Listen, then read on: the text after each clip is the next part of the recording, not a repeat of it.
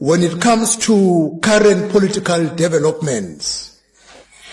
Recently, following the pronouncements of Lieutenant General Nhlanhla Mkhwanazi, the IFP issued a statement on July 6, 2025, calling for a judicial commission of inquiry led by a retired judge and demanding that Minister Senzo Mchunu be placed on special leave.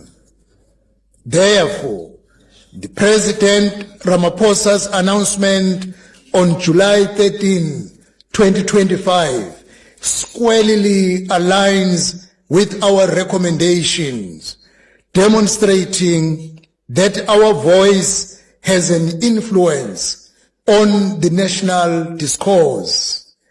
We note also the subsequent developments, the suspensions that has been carried after the 13th of July, as well as the work of Parliament emanating to establishment of the ad hoc committee. We welcome these steps as positive progress towards accountability. The allegations made by General Mkhwanazi go to the heart of a matter of serious concern to the IFP, this being political violence. We are seated here with a long list of unresolved cases of murders of political office bearers. We remain with no answers and families are without closure. Political interference and disruption, as alleged, into the investigations of political killings require a full-scale investigation.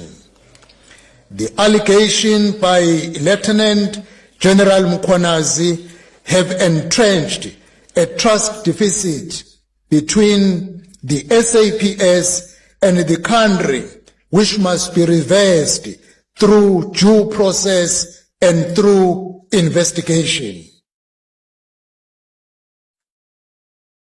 We further understand that the country is suffering from Commission of Inquiry fatigue, but the hard truth is that the SAPS, being a subject of allegation, is now the focus of investigations.